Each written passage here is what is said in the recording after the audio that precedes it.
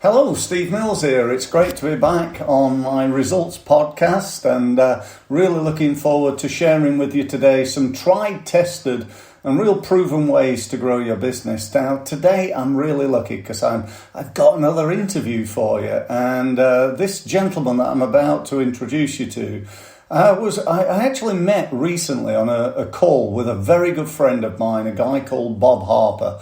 Bob's an accountant and a real entrepreneur himself. And Bob said to me, he said, I've got somebody I want you to meet. His name is Chris Outlaw. And he said he is literally world class at branding. And I thought, oh wow, that's fantastic, because do you know what, I'm rubbish at it. That is really, of all the different elements of marketing, whether it's sales or website, digital, offline, I got a good knowledge. I know what I like in terms of a brand, but I'm a million miles away from being a branding expert, that is for sure. So it's fantastic to have you on the podcast, Chris, and welcome, and thanks very much for being here. Thanks very much. It's really good to be on here, and good to talk again. I know we've recorded something between us for my podcast also. Yes, indeed. Yeah. It's really good, and really excited to be here. So thanks for having me. Oh, that's okay. We did like a dual podcast, didn't we? I was on yours, and you interviewed me, and then we're doing it in reciprocation. I'm interviewing you. So I think, by the way, it's a great idea, isn't it? For anybody listening, if you've got podcasts or even the opportunity to interview each other, set it up with a partner on YouTube and do a video or a podcast or whatever, and it's a great way of demonstrating your expertise. I see it as, rather than a sort of sales pitch. So it's great to have you here. So just do you want to just introduce yourself? I've given you a bit of an intro, but give people a little bit of a background of where you've come from, what you've done, and what you do now, if you would, please. Yeah, of course. Yeah. So thank you first of all for your intro. That was really good. So I really appreciate that. My name's Chris Outlaw, and I own Elements Brand Management. And what we do is brand design and brand strategy. So we help brands to unlock their potential so they can stand out from the competition and create more impact. My background started in graphic design, marketing and web initially. So okay. In that background, and mainly design really. So graphics and web design. And from that, what I started to find was, when I initially started, I was missing things. So there was things that I was missing in I do a design and it looks good, but there was something that was missing from that particular design, and there was nothing behind it, or there was just the visual side of it. Uh-huh. And I felt like it wasn't as good as it could be, and I wanted to progress. And so I started working freelance, and then I went into an agency, and then I worked in-house in a marketing team. And the whole time I was developing my freelance clients and contacts, and then I moved from that into going full-time with my business. But over that time, what I realized that I was missing was that brand element. So the stuff behind the visuals and behind the business itself, the strategy and that kind of thing, that I wasn't quite getting into what I was doing. So that's a little bit about the background there. Okay, great, thank you.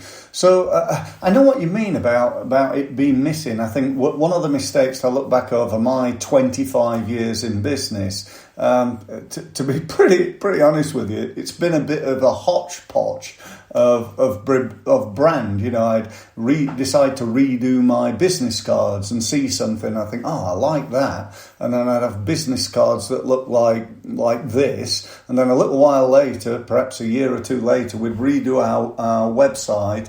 And I loved your term about brand consistency.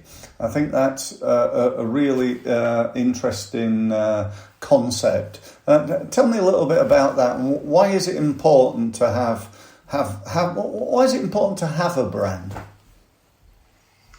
Well, I think first thing is that everyone has a brand. So whether you think you have a brand or you don't, you have a brand, because essentially what a brand is as Marty Neumeier would put it, a brand is your audience's gut feeling about a product, service or organization.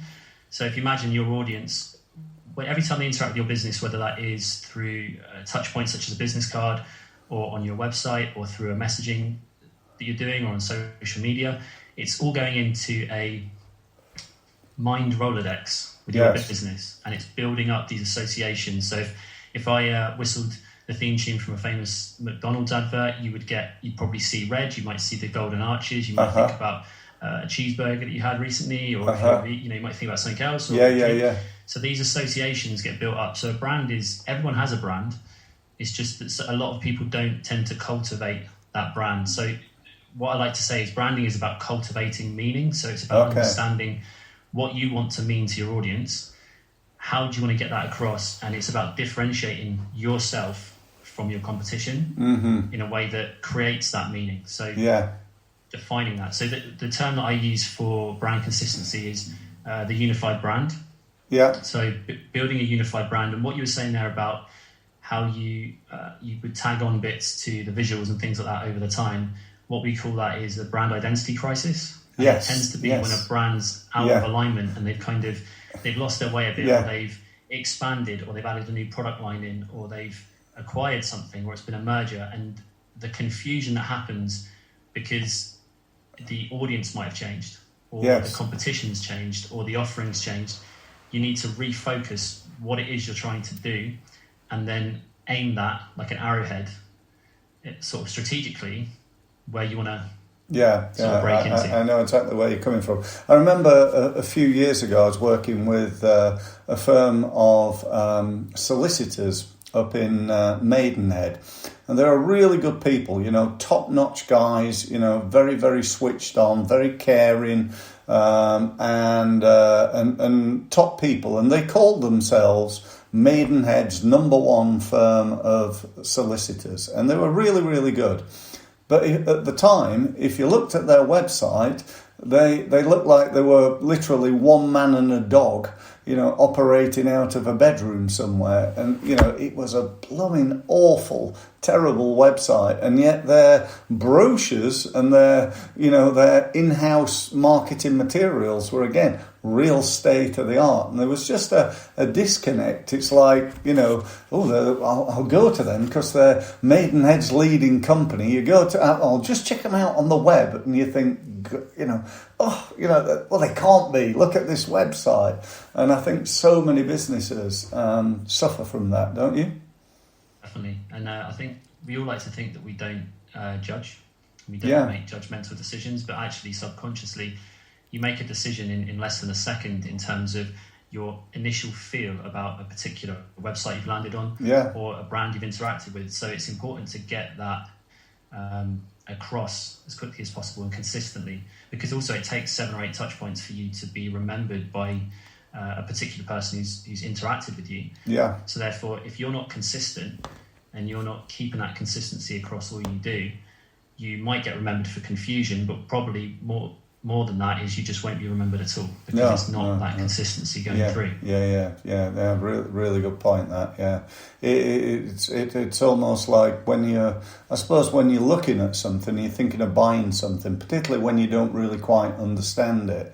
What you're looking for is evidence, isn't it? That these guys are the best, or this is the right product for me. And when things don't quite, if I said to you, I'm the world's leading marketing expert. This is actually true. This is true. Many years ago, this guy I met at a networking event, and I said, "Oh, what do you do?" He said, "Oh, I'm a designer." I said, "Oh, right, what sort of stuff do you do?" And he started telling me what he did. I got on really well with him, seemed a really nice guy. And then I said, "Look, let me take your business card. Give me your business card. In fact, give me perhaps half a dozen business cards. And when, I don't do design, so when I'm out there, if I get an opportunity, one of my clients needs some design, I'll point them your way." Anyway, he pulled this business card out that looked like he'd had it done on the M4 in one of those, machines that must have cost like £3 for 200 business cards. All the ends of them were all turned up. And on the back of one of them, I think he gave me about 6, he'd got somebody else's telephone number. And you know what? I wonder how much having those business cards cost him, because I thought, I really cannot recommend this guy. I have no idea how good he was at design, but, my perception, because of his brand, which was cheap and rubbish, he could have been the best designer in the world, but, I had no idea about that. So, I do think. So if there's people watching now thinking, do you know what, I really understand what Chris is saying, and they need to try and improve things, where does it start? Where do they kick off? So I always like to think of a brand in 4 layers. Okay. So the first layer, or the internal brand, and the 4 layers I like to think of are core or heart of the brand. So this is why you exist. So your purpose. Okay, yeah. Brand purpose. Your vision, so what you want to try and achieve. Your mission, how you're going to achieve it. And then your values, which are kind of the rules and directives, how you show up on a day-to-day basis and present your brand. So some of the things that you can give to your internal team to help them represent that on a consistent basis. So that's layer 1. Layer 2 is what I call the brain of the brand, or strategy. And this includes brand positioning, differentiation strategy, brand DNA, archetypes, things like this. And then the third layer is personality. So that's the voice of the brand. And that would be stuff like, again, your brand archetype, tone of voice, language, brand name, things like this. And then the fourth layer is the visual identity, which is the face of the brand, which would include your logo, brochures, touch points. So those are the 4 layers. So what I would say is a lot of people focus on respraying the car without actually checking the engine. So the first thing you want to be doing I love that. Yeah. Looking at layer 1. So layer 1 is the heart of the brand. So things like, why do you exist beyond making a profit? What is the reason that your brand exists? What is that overarching fuel that drives your brand? So what is that? Why do you exist? Where are you going? So what is the vision? Where are you trying to head to? What is that ultimate goal you want to achieve with your brand? Your mission. So how are you going to achieve that vision on a day-to-day basis? What is the mission of your brand? And then I would look through all of your brand collateral and do a sort of an audit and have a look and see what is inconsistent, what is consistent. Are you using, and go through the layers again. So does it make sense from a strategic point of view? Are you positioning yourself consistently across all the different touch points? It's amazing. Sometimes you'll see a brand that will position themselves as one thing on social media, but something different on their website. The messaging just doesn't make sense. And then also I would look at the visuals and see where the consistency is with that. So those are sort of the initial steps to have a look at. And then it's about understanding where you want to go from there. So you want to start looking at things like your audience and your competitors, but maybe we can talk about that in a minute. But that would be the first step, is understanding the core brand, why you exist, what you're trying to achieve, and where you're going. Okay. So just to clarify for me, and maybe anybody else listening, so are you saying things like, if I want to present my company as a modern marketing company, or if I wanted to be known as like a dependable one, or a traditional, if I was a solicitor perhaps, would I want to come across as traditional because we've been established since 1822 and we're pushing that side of it, that we've been around and we know what we're doing? Or do we want to basically project ourselves as modern with it, state of the art, and so on? Is it about understanding how you want to be perceived? Once you know where you want to go, whether you want worldwide domination or what the ultimate goal is that what you're saying? Or definitely. So if you think about, if I give you an example of 2 brands that do it really well, and I use this quite a lot as an example, but if you think of the sort of category of ice cream, and then you think of Ben and Jerry's. So Ben and Jerry's is what they would say is a jester archetype, brand archetype. Okay. So the packaging is playful. They have like the cows on there. They have fun names like fish food and cookie dough. They use fun fonts. They use playful fonts, playful colours. It's cartoon-like. There's a whimsical attitude to it. Then you look at Haagen-Dazs, which is the lover archetype. And they use things like flourishes, and it's about intimacy and about connection and things like this. it's using a lot of reds and gold and sort of luxurious colours. Yeah. They are distinctively positioning themselves in two different areas, so they can be distinguished between the two. So someone who wants to just sort of chill out and have some ice cream with their family and kind of have an enjoyable experience might go for Ben and Jerry's, whereas somebody who is looking to console, or remember those old Flake adverts where in the bar? No, but every man will always remember those, I think. Well, that's where the Haagen-Dazs would kind of fit as well. It's that kind of idea, So it is about how you want to be perceived, and it's about positioning your brand in a way that is going to resonate with the audience, but is also going to distinguish it from the competition. Yeah. Okay, great. Okay, that makes total sense. So you mentioned about colours and the use of colours. How important is that? And what do colours mean? I suppose from a brand. If I said, well, I want to be, I want to portray that I'm a modern, digital marketing advisor. Are there certain colours for that? If I was a landscape gardener, other than potentially using green, is there anything that sort of fits with that type of role? Yeah, that's a good question. So I think one of the things that we look at when we do a brand audit is we look at the competition and the market you're playing in, and kind of how you're doing. Okay. So one of the stories of, say, Pepsi, was initially Pepsi didn't always use the blue. Back in the early days, it wasn't always blue. I think it had a white label. It had the blue and the red logo, but it wasn't predominantly blue. It's a white label. Right. And Coke was always red, and they came up against this sort of juxtaposition.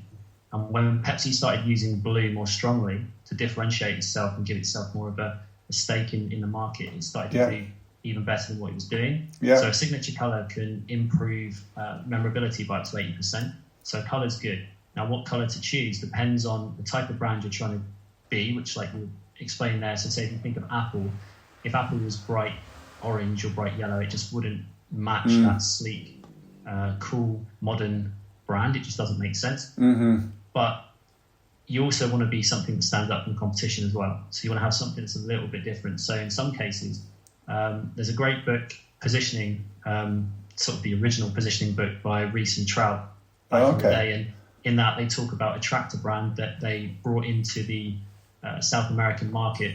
And initially, I think it was green and blue were the two main tractor colours. Okay. And so they could have come in with another colour that was similar, and they really didn't want to use yellow. But they felt like the only way to differentiate from the other two competitors in that scenario was to go with the yellow colouring. So they used the yellow to set it apart from the other two. Yeah. So that's an example of how you can differentiate with colour. Yeah. So it wants to make sense for you. It wants to make sense for your audience and what you're trying to get across, but it also wants to be something that is distinguishable. Yeah. I was on my, this morning, I was on week 3 of what I call my bounce back program, which is like a 7-week thing.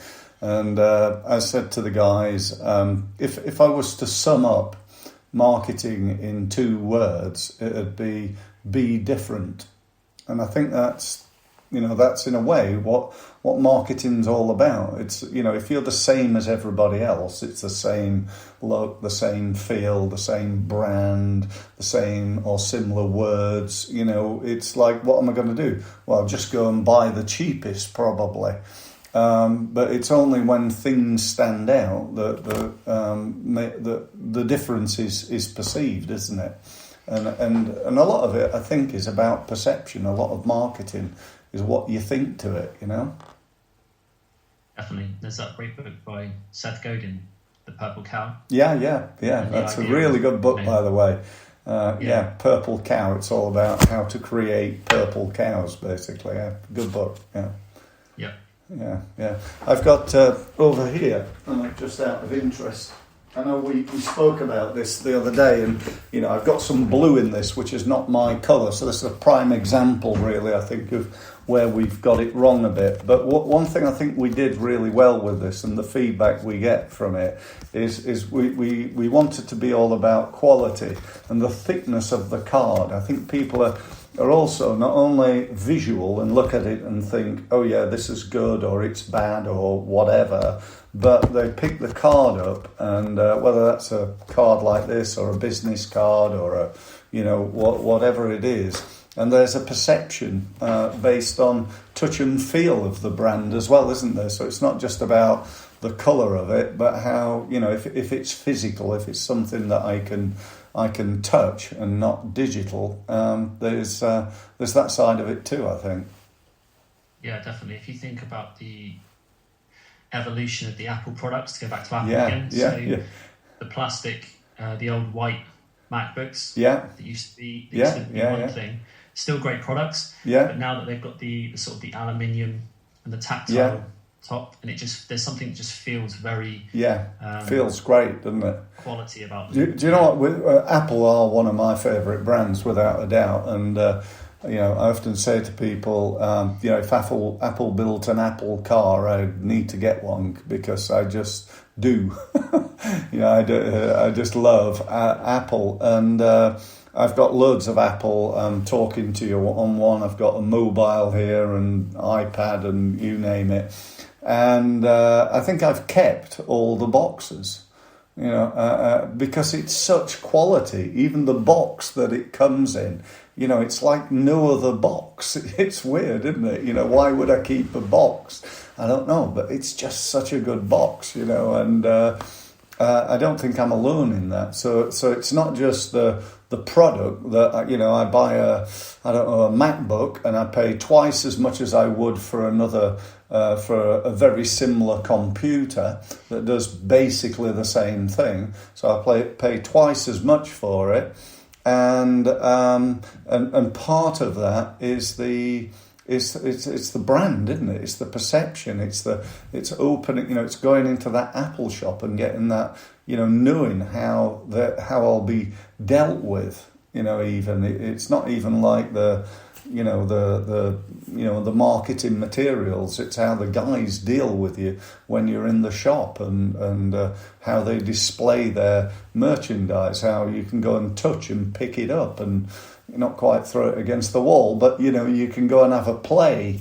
Whereas often, you're just trying to get the attention of somebody, let's say in another electrical goods shop.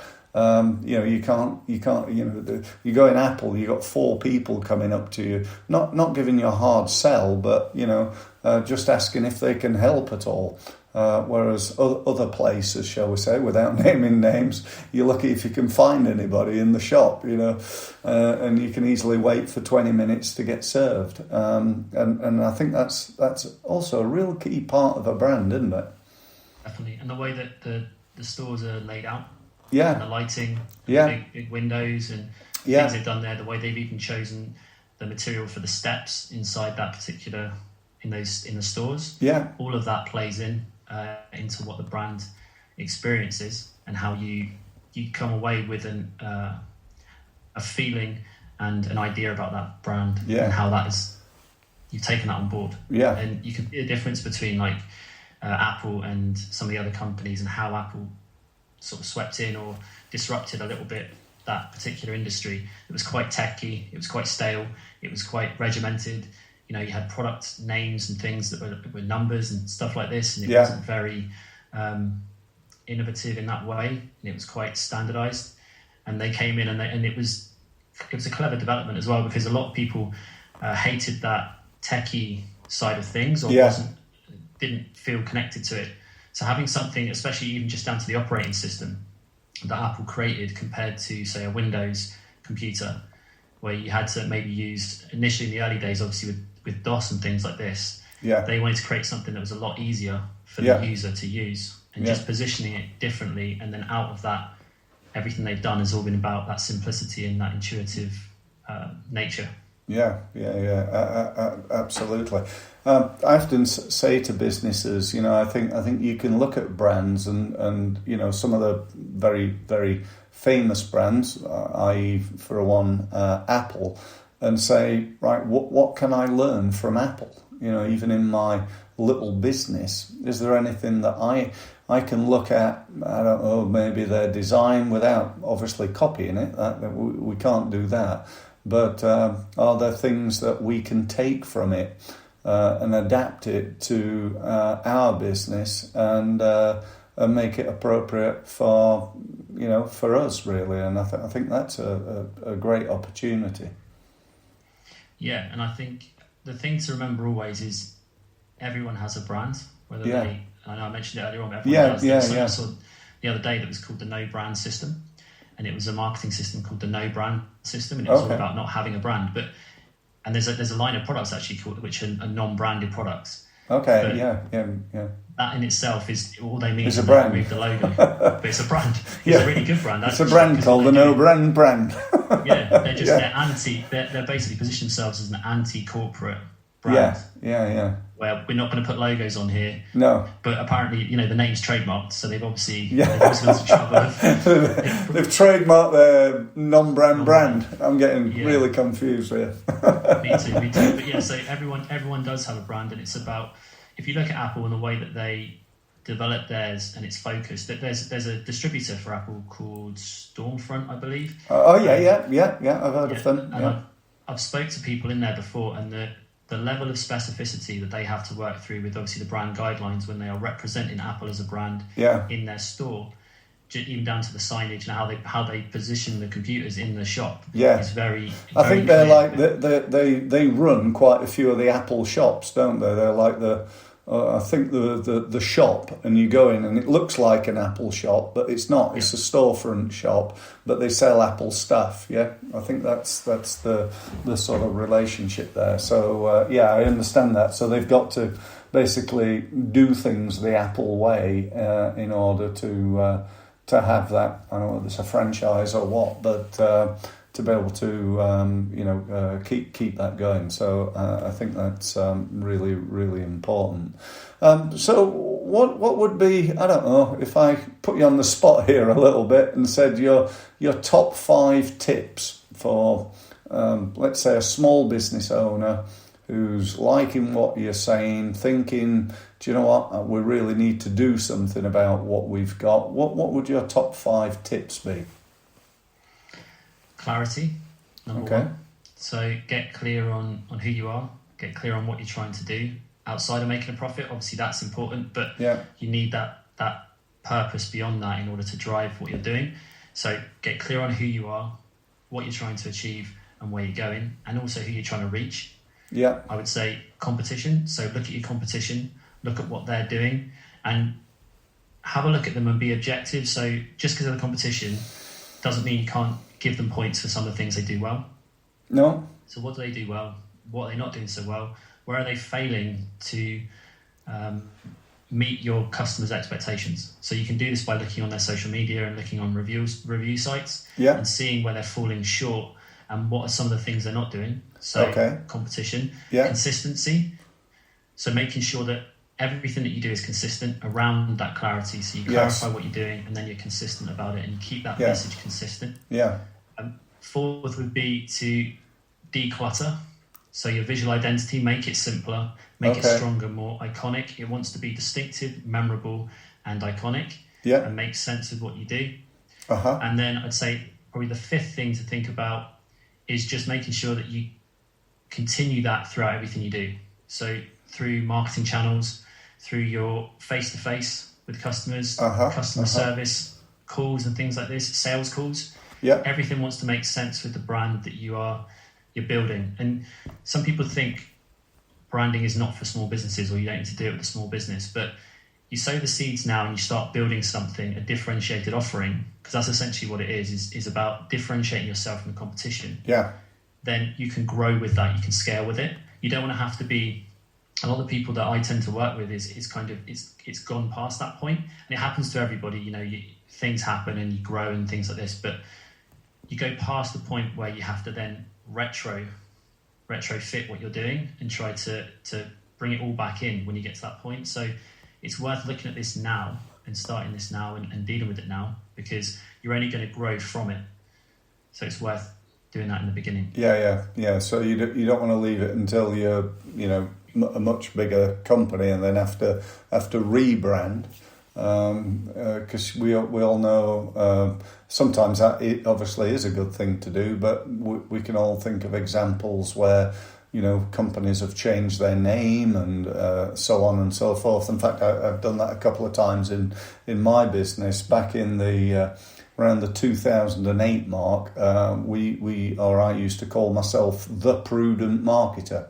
I figured that, you know, it's tough times. We need to be prudent. You know, the crash of the time, you know, and everything was, you know, everybody was running very nervous, a little bit like they are right now, probably, but for, you know, different reasons. And so I came up with that. But in about 2014-15, I just felt as though, do you know what, that's maybe not quite doing me good, but basically positioning me correctly. It's almost like the, you know, what can you do that's not going to cost me any money type of thing, you know, using the word prudent. So I dropped that and sort of really went back to using my own name as a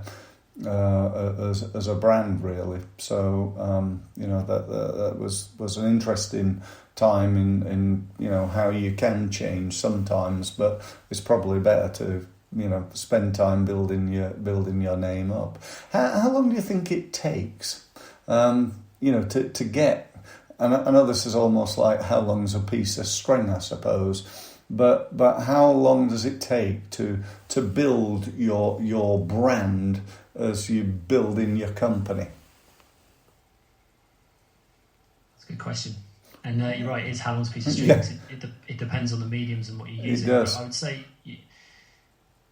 you're looking at sort of 6 months to a year at least to kind of get things in place, but you want to make sure that you're being consistent with that. So that's from a content delivery point of view. So if you're consistently delivering content that is around what you stand for over that time, that's going to slowly build. Yeah. Sometimes it might be quicker, sometimes it might not be, it might take a little bit longer, but it's about staying true to that. Yeah. There's a lot of the times that you get to a point and you think, do I want to change? Do I want to change this or change that? And it's about staying true to it and sticking with it and understanding what that is and just staying with that. Yeah. I see a lot of larger businesses. They'll have like a set of brand guidelines, you know, set rules, and you know, they'll have a document, a report outlining these are our brand guidelines. Is that something that you advise for smaller businesses, or how do you feel about the importance of that? Yeah, well, they're really important because what they do is they allow you can formalize a brand, brand guidelines. So you're going to have in there the way to use the logo, backup cases of how you can use the logo if the initial case can't be used for a certain type of printing process or on a certain type of product. If you're printing it onto that, it will have your font choices and your colors in there. It'll also have potentially the language that you use. Your tone of voice. It might have things in there like your purpose, your vision, your mission, your values will be in there. And you can use that with your internal team, obviously. You can use it with freelancers that work for you on behalf of your brand. You can use that with your external distributors and partners. So it's a really important thing, like Apple do with the Stormfront idea, is keeping that brand the same. Because if you've worked really hard to build up your brand and a meaning for it with your audience, the last thing you want to do is for someone to come in on a sort of an internal basis or as an external partner and then change that person's perception of your brand in an instant. So it wants to be consistent. Because as a marketer, obviously, with what you're doing and the messaging you're putting out there consistently, you're building on that brand. And the positioning that's been set by the brand, you're using that in your marketing, especially with features and benefits and the different things and the offer that you're crafting around the audience you're trying to reach, but how the brand is differentiated. So all the work that you're doing as a marketer, if someone in your internal team doesn't understand what the brand stands for, if they haven't got those guidelines potentially that they could, all of that effort you've put in and potentially money in the marketing then could be undone by wrong choice of words or the way they've presented it. It can just confuse the matter. I understand that. Interestingly, we spoke briefly at the beginning about Bob Harper, sort of mutual friend and contact. First time I ever met Bob, I'll always remember, it was at a firm of accountants in Thiel called K&H.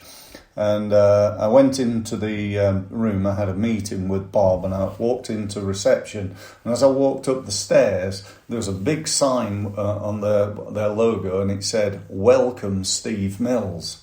And I thought, wow, that's cool. I've never been in an office before, and never been in one since that have bothered to do that. And I thought, wow, that's really cool. I went into reception, and the lady said, "You must be Steve Mills. We've been expecting you." So there was no, what's your name, please? She knew who I was. She said, "Bob, I'll tell Bob you're here. Would you like a tea or a coffee?" I said, "A coffee, please." And she gave me this menu. She said, "Here you go." And there was this was years ago. It's I don't know, probably could be 15 years ago, before Starbucks and all those. And there was 10 different coffees on there. And there was this note at the end, and it said, "If you think we take this much care of your coffee, can you imagine how much care we take of your accounts?" And I thought, wow, it was just as I say that, I got goosebumps on the back of my neck. It was so cool, such a cool thing.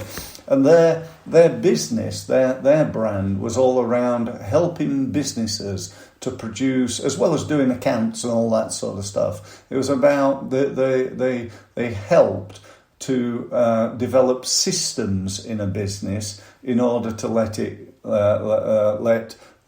enable that company to grow. And they developed this brand around the systematization. And so they had a system for greeting new people, which was the lady in reception always knows their name. They always have their name on the board. They give them the tea or coffee thing, and so they can see that, and so on and so forth. And it just, to be honest, impressed the heck out of me. And that was, I think a key part of the brand that was K&H at the time, and that was the first time I met Bob. Yeah, that's a great story, and you remember it to this day. Yeah. I mean, really well to this day. Yeah, and I've told that story many times, and that's gone, I don't know, I'd dread to think thousands of people have heard that story.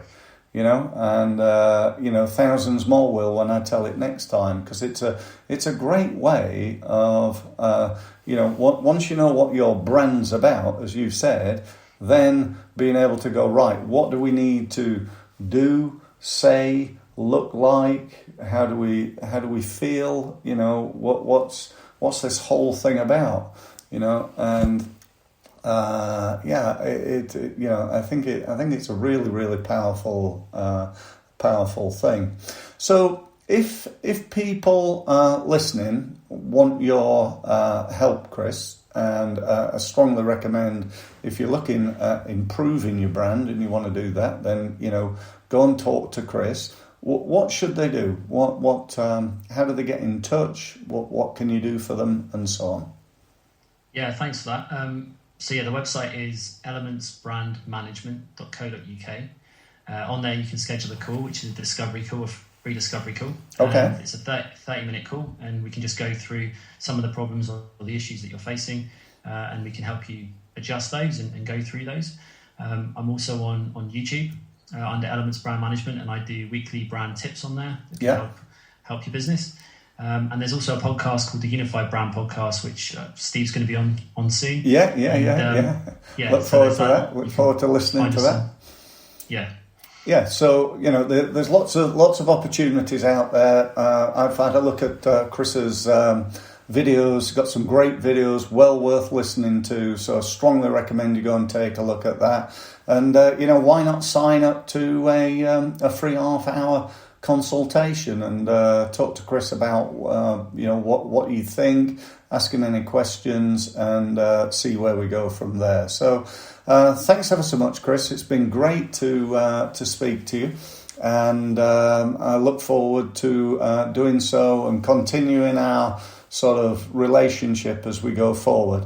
If anybody listening wants to hear from me, then just go to steve-mills.com, and the same thing as Chris applies, loads of videos all over YouTube. Connect to me on LinkedIn, and obviously if you're watching this on YouTube and you want to follow my podcast, then by all means go and do that. You'll find that on my website. So thanks ever so much, and I look forward to speaking to you again in the very near future. Thank you very much. No worries. Thanks again, Steve.